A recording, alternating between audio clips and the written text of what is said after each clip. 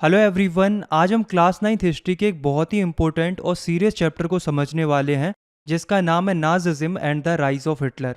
इसे मैंने अपने हिसाब से डिज़ाइन किया है तो टॉपिक थोड़े ऊपर नीचे हो सकते हैं, लेकिन अगर आप इस वीडियो को एंड तक देखते हो तो आपको ये चैप्टर एकदम क्लियर हो जाएगा। तो चलिए शुरू करते हैं।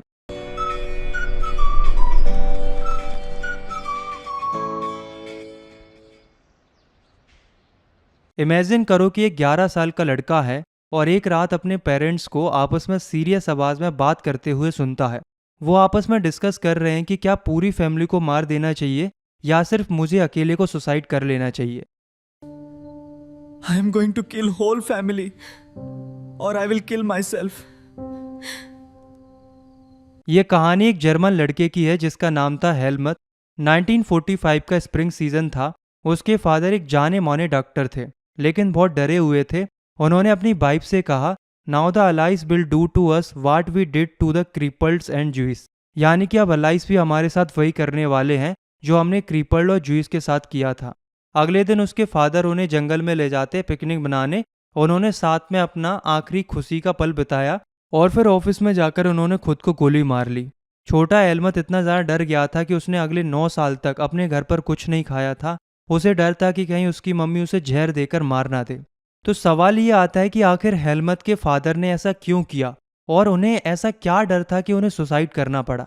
तो ये सब जानने के लिए हमें समय में पीछे जाना होगा। तो चलिए चलते हैं। साल थी 1914। हाँ, ये वही साल थी जिसमें वर्ल्ड वॉर फर्स्ट की शुरुआत होती है। वर्ल्ड वॉर फर्स्ट 1914 से 1918 तक चलता है। इस वॉर में एक तरफ थी सेंट्रल पावर्स जिसमें मेनली थे जर्मनी और ऑस्ट्रिया, और दूसरी तरफ थी अलाइज पावर जिसमें थे इंग्लैंड, फ्रांस और रसिया। शुरू में सबको लग रहा था कि ये वॉर जल्दी ही खत्म हो जाएगा, पर यह वॉर काफ़ी लंबे समय तक चलता है। फाइनली नवंबर 1918 में जर्मनी इस वॉर को हार जाता है। तो जर्मनी का जो एम्परर था यानी कि किंग था, वो देश छोड़कर भाग जाता है। अब आप सोचो कि जब राजा अपनी पोजीशन छोड़कर भाग गया तो देश कौन चलाएगा? कोई ना कोई तो चाहिए ना देश चलाने के लिए। तो जर्मनी में एक सिटी थी वाइमर। वहाँ जर्मनी के लिए एक डेमोक्रेटिक रिपब्लिक बनाई जाती है जिसे हम कहते हैं वाइमर रिपब्लिक। सिंपल शब्दों में कहूँ तो एक डेमोक्रेटिक गवर्नमेंट बनाई जाती है वाइमर रिपब्लिक के नाम से। इससे जर्मनी में पहली बार सभी अडल्ट्स को और वुमेन्स को वोट करने का राइट मिल जाता है। यानी कि लोग अब अपनी मर्जी से वोट करके अपने लीडर्स को चुन सकते थे। एक चीज़ याद रखना कि उस समय पर जर्मनी के पार्लियामेंट को रीस्टैग बोला जाता था।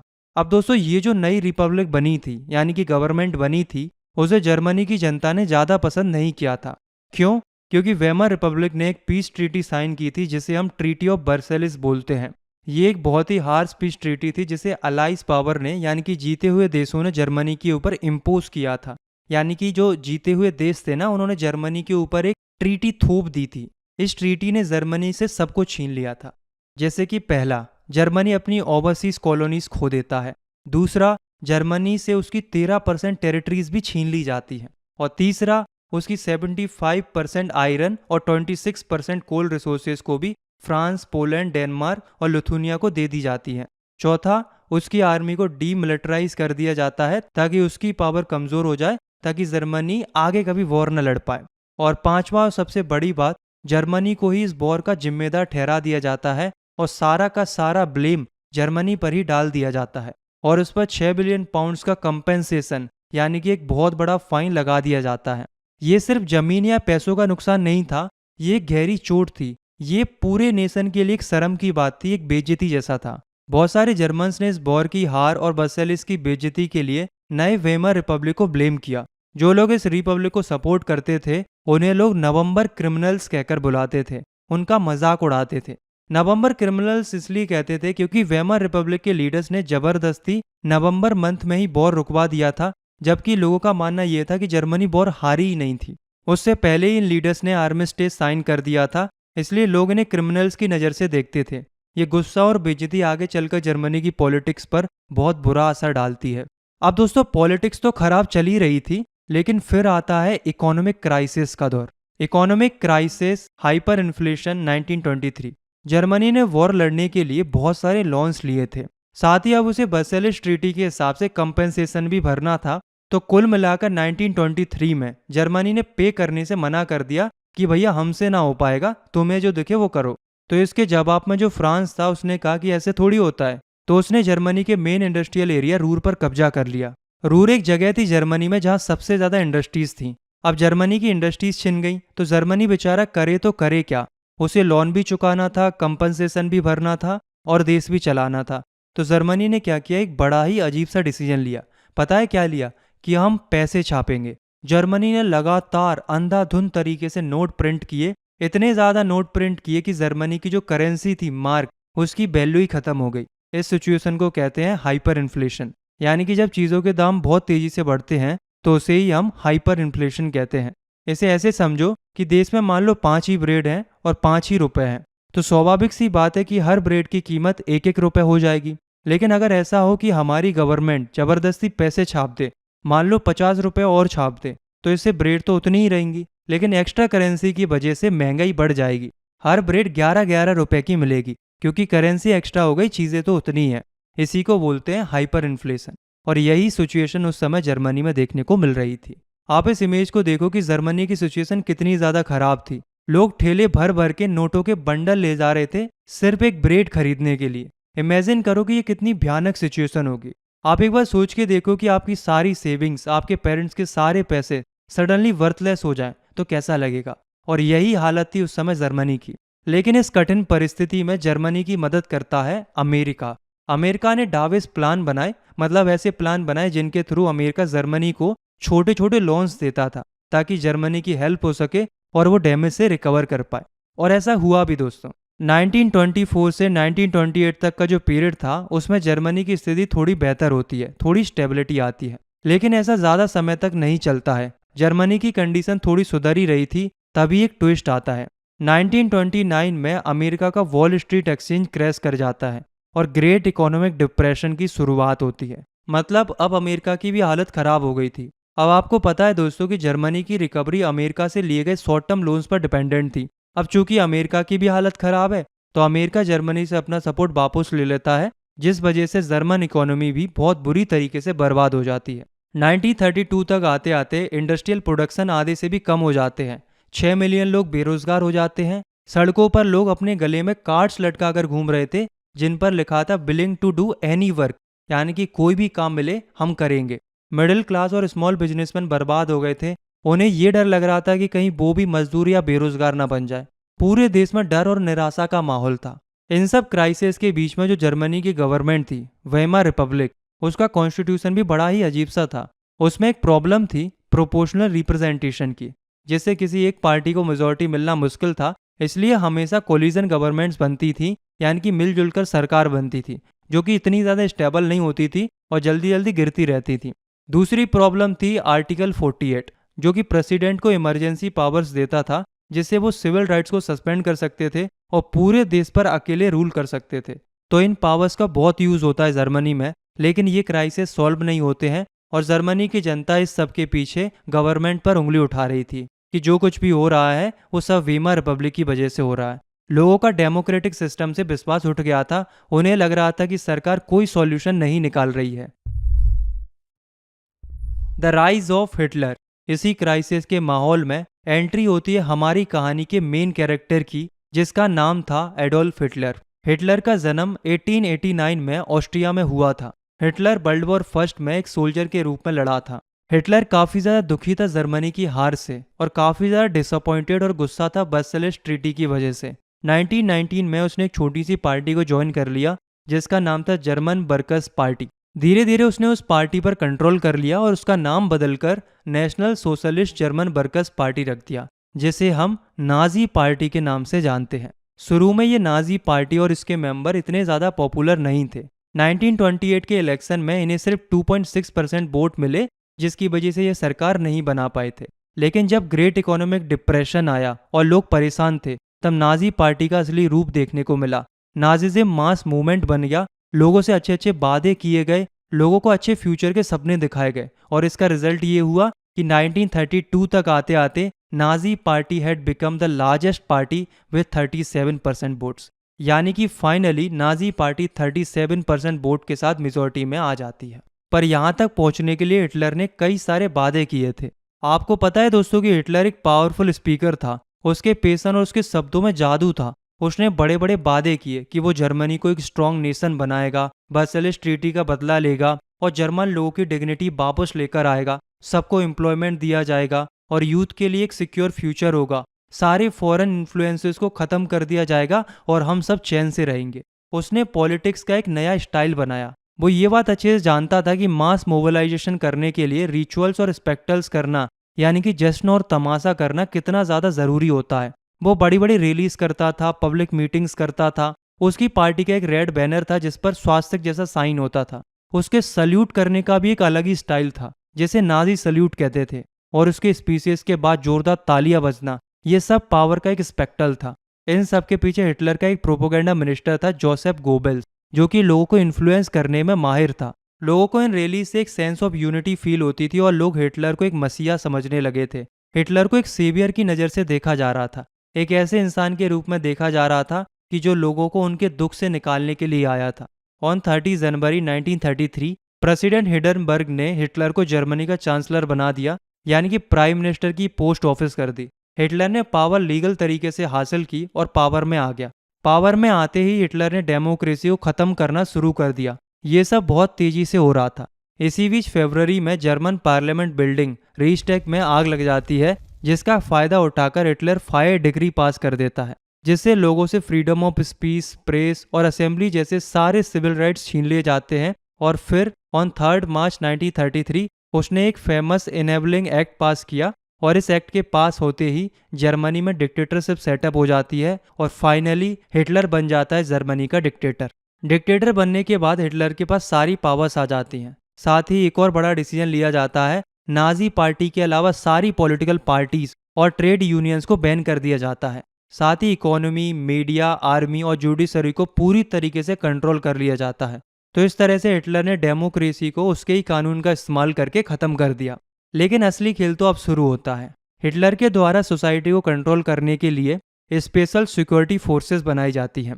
रेगुलर पुलिस के अलावा एक सीक्रेट तरह की स्टेट पुलिस भी बनाई जाती है, जिन्हें गेस्टेपो बोला जाता था। साथ ही एसएस प्रोटेक्शन स्क्वाड्स, जिनका हेड था हेनरिच हेमलर, और एसडी सिक्योरिटी सर्विस, इन फोर्सेस को एक्स्ट्रा कॉन्स्टिट्यूशनल पावर्स दी गई थी, जिससे लोगों को बिना किसी लीगल प्रोसीड्यूर के टॉर्चर चैम्बर्स में रखा जा सकता था और कंसंट्रेशन कैंप्स में भेजा जा सकता था। कहने का मतलब है कि नाजी स्टेट एक ड्राइडेड क्रिमिनल स्टेट बन गया था। शुरू में हिटलर ने कुछ इकोनॉमिक सक्सेस भी हासिल की। अब क्या क्या इकोनॉमिक सक्सेस हासिल करी, तो देखो, पहला, हिटलर का जो इकोनॉमिस्ट था वो था जाल्मर साचेट। उसने स्टेट फंडेड प्रोग्राम्स बनाए, जिससे जर्मनी में फुल एम्प्लॉयमेंट लाने की कोशिश की गई। दूसरा, आपने famous German super highways autobahn के बारे में सुना होगा, और वॉक्सवैगन कार के बारे में तो सुना ही होगा। तो ये इसी प्रोजेक्ट का हिस्सा थे और ये हिटलर के टाइम पीरियड में ही स्टार्ट हुए थे। इससे हिटलर को काफ़ी ज़्यादा पॉपुलैरिटी मिली थी। तीसरा, फॉरेन पॉलिसीज़ में भी हिटलर ने वर्साइल ट्रीटी को तोड़ना शुरू कर दिया था। उसने रायलैंड को रीऑक्यूपाइड कर लिया, ऑस्ट्रिया और जर्मनी को इंटीग्रेट कर लिया और चेकोस्लोवाकिया पर कंट्रोल कर लिया। इंग्लैंड जैसे देश भी चुप रहे, क्योंकि उन्हें भी लगता था कि वर्साइल ट्रीटी सच में थोड़ी हार्श थी। और चौथा, हरमन गोरिंग जैसे लीडर्स ने भी इकोनॉमी और मिलिट्री, खास करके लुफ्तवाफे या एयर फोर्सेस को वॉर के लिए तैयार करने में काफ़ी इंपॉर्टेंट रोल प्ले किया। यहाँ तक आपको आई होप समझ में आया होगा। अब हम आते हैं नाजी आइडियोलॉजी के ऊपर, यानी कि नाजी लोगों की सोच कैसी थी। तो नाजी लोग एक सिस्टम ऑफ बिलीफ से जुड़े हुए थे, जिसे हम नाजी आइडियोलॉजी कहते हैं। इसके दो मेन पिलर थे। पहला था रेशियल हिरार्की। नाजी आइडियोलॉजी के हिसाब से सभी लोग बराबर नहीं थे, एक रेशियल हिरार्की थी, यानी कि भेदभाव था। टॉप पर थे नॉर्डिक आर्यंस, जिनके ब्लॉन्ड हेयर थे, ब्लू आइज थी, जिन्हें प्योर जर्मन्स भी बोलते थे। और सबसे नीचे आते थे जूइस, जिन्हें एक एंटी रेस माना जाता था, यानी कि आर्यंस के सबसे बड़े दुश्मन। हिटलर का ये रेसिज्म सिस्टम चार्ल्स डार्विन और हर्बर्ट स्पेंसर जैसे थिंकर्स के आइडियाज़ को तोड़ मरोड़ कर बनाया गया था। नाजी लोगों का सिंपल सा मानना था, the strongest race would survive and the weak one would perish, यानी कि जो स्ट्रॉन्गेस्ट रेस होगी वही सर्वाइव करेगी और वीक रेस खत्म हो जाएगी। और उनके हिसाब से Aryan race was the finest, उसे अपनी प्योरिटी बनाए रखनी है और दुनिया पर राज करना है। दूसरा पिलर था लेबेनसेरोम या लिविंग स्पेस। हिटलर का मानना था कि जर्मन्स को रहने के लिए और ज़मीन चाहिए, और उनके हिसाब से ये ज़मीन उन्हें ईस्ट यूरोप को कॉन्कर करके मिलेगी। कहने का मतलब ये है कि वो ईस्ट यूरोप को कॉन्कर करने के प्लान में थे। ये उनकी आइडियोलॉजी में था कि हमें ज़मीन के लिए ईस्ट यूरोप को कॉन्कर करना है। Controlling the youth. हिटलर जानता था कि एक स्ट्रॉन्ग नाजी सोसाइटी बनाने के लिए बच्चों को कंट्रोल करना ज़रूरी है, इसलिए स्कूल्स को क्लींस और प्यूरिफाई किया गया। लेकिन चूंकि हिटलर जूइश लोगों से नफरत करता था, इसलिए उसने जितने भी जूइश टीचर्स थे और जो पॉलिटिकली अनरिलायबल लोग थे उन्हें बाहर निकाल दिया।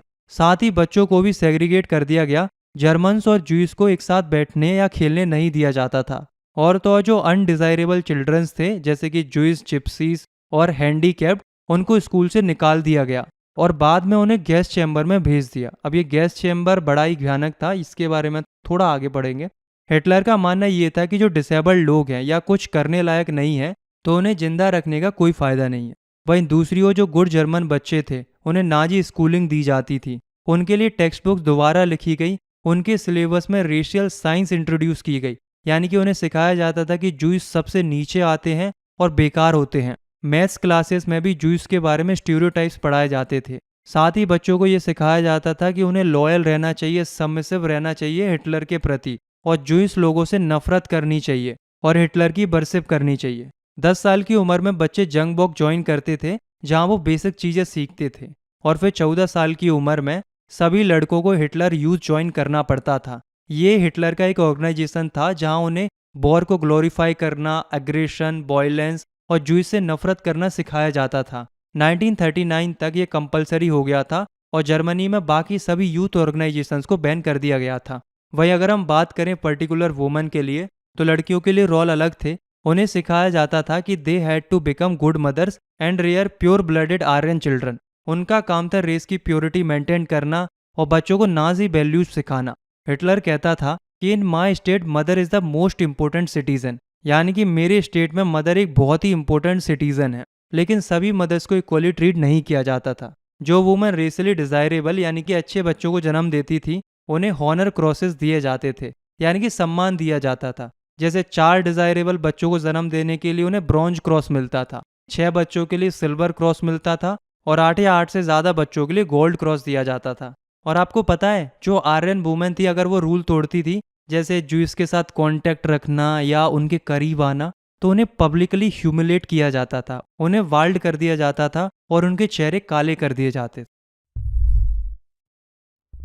The art of propaganda. Nazi लोगों ने लैंग्वेज और मीडिया का बहुत ही क्लेवर तरीके से यूज़ किया। वो किल या मर्डर जैसे शब्दों का यूज़ नहीं करते थे।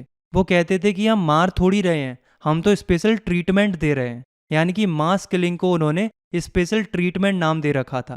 क्योंकि आप खुद सोचो कि अगर वो ये कहते कि हम मार रहे हैं तो अजीब लगता ना, तो उन्होंने इस तरीके से कोड नेम दे रखा था।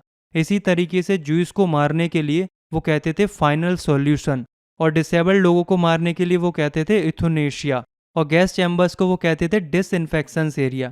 मतलब वो कहते थे कि हम इन्फेक्शन खत्म कर रहे हैं। और पता है कि गैस चैम्बर क्या था? गैस चैम्बर एक इस तरीके का एक चैम्बर टाइप का था, यानी कि एक रूम टाइप का था। उसमें वो जहरीली गैसेज छोड़ देते थे और लोगों को मरने के लिए छोड़ देते थे। मतलब बड़ा ही भयानक टाइप का सिस्टम चलता था। और तो और दोस्तों, उस समय पर ऐसी प्रोपोगेंडा फिल्म्स बनाई जाती थी जैसे कि द एटर्नल जूइस, जिसमें जूइस को रेड्स या पेस्ट की तरह दिखाया जाता था। इस तरह के प्रोपोगेंडा फैलाने का एक ही मकसद था कि लोगों के इमोशंस के साथ खेलना और अनडिजायरेबल और जूइस लोगों की तरफ नफरत फैलाना। नाजिज्म सिर्फ एक पॉलिटिकल सिस्टम नहीं था, ये लोगों की ज़िंदगी के हर पहलू को कंट्रोल करने के लिए एक प्रोजेक्ट था। एजुकेशन, फैमिली, स्पोर्ट्स, लैंग्वेज, कुछ भी इसके कंट्रोल से बाहर नहीं था। इस टोटल कंट्रोल का मकसद था एक ऐसा नया इंसान बनाना जो पूरी तरह से नाजी सोच से दबा हुआ हो और हमेशा नाजी आइडियोलॉजी को फॉलो करे। अब हम आते हैं इस चैप्टर के सबसे डार्क और पेनफुल हिस्से पर, द हॉलोकॉस्ट। अब ये हॉलोकॉस्ट क्या है? ये नाजी जर्मनी में जूइस और दूसरे अनडिजायरेबल ग्रुप्स का सिस्टमैटिक तरीके से कराया गया मर्डर था। इसे समझना बहुत ज़रूरी है ताकि ऐसी ट्रेजेडी फिर कभी दुनिया में देखने को ना मिले। हम इसे टेक्स्ट बुक के हिसाब से 3 अलग अलग स्टेजेस में समझेंगे। पहला स्टेज है एक्सक्लूजन, जो 1933 से 1939 तक रहा। इस स्टेज में लोगों को सोसाइटी से बाहर निकालना था। इसके लिए कई कानून बनाए गए, लेकिन सबसे फेमस कानून था 1935 का न्यूरेमबर्ग लॉस ऑफ सिटीजनशिप। इन कानूनों के मुताबिक सिर्फ जर्मन और रिलेटेड ब्लड वाले लोग ही जर्मन सिटीजन्स हो सकते थे। इनके अलावा कोई भी जर्मन सिटीजन नहीं माना जाएगा। जूइस और जर्मन्स के बीच शादी करना मना था। साथ ही जूइस को जर्मन फ्लैग लहराने से भी मना कर दिया गया था। इसके अलावा जूइश बिजनेसेस को बाइकआउट किया गया, उन्हें गवर्नमेंट सर्विसेज से निकाल दिया गया, उनकी प्रॉपर्टीज छीन ली गई। और फिर नवंबर 1938 में हुआ the night of broken glass. एक जर्मन डिप्लोमेट की पेरिस में हत्या के बहाने पूरी जर्मनी में जूइश के खिलाफ हिंसा भड़का दी गई। ये कह दिया कि ये सब जूइश का किया धरा है और जूइश तुम्हारे दुश्मन हैं। पूरे जर्मनी में जूइश के खिलाफ हिंसा भड़का दी गई। प्रोपेगेंडा मिनिस्टर गोबल्स ने इस हिंसा को भड़काने में अहम भूमिका निभाई। साइनागोजेस जला दिए गए, हजारों दुकानें और घर तोड़ दिए गए और लगभग 30,000 जूइश मैन को अरेस्ट करके कंसंट्रेशन कैंप्स में भेज दिया गया। दूसरा स्टेज था घटोई सेशन, जो 1940 से 1944 तक चला। इसमें क्या हुआ कि जूइश को अलग आइसोलेटेड एरियाज में रहने के लिए मजबूर किया गया, जिन्हें घेटोस कहते थे। सितंबर 1941 से सभी जूइश को एक येलो स्टार ऑफ डेविड पहनना जरूरी हो गया था, जिससे उन्हें दूर से ही पहचाना जा सके। घेटोस कोई लग्जरी जगह नहीं थी रहने के लिए। घेटोस में बहुत ही ज्यादा मिसेरी और पॉवर्टी थी। भूख, बीमारी और गरीबी से लोग मर रहे थे। तीसरा और आखिरी स्टेज था एनहिलेशन, जो कि 1941 के बाद का पीरियड था, यानी कि इसमें हुआ था मास मर्डर। इस प्लान को दी फाइनल सॉल्यूशन का कोड नेम दिया गया था।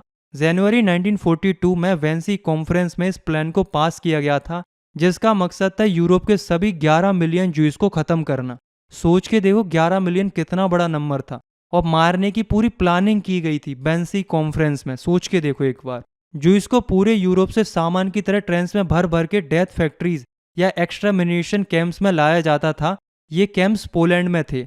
इन कैंप्स में लोगों को गैस चैम्बर्स में डालकर मार दिया जाता था, और ये जो मास किलिंग थी वो वर्ल्ड वॉर सेकंड की आड़ में की जा रही थी। Germany had based a genocidal war.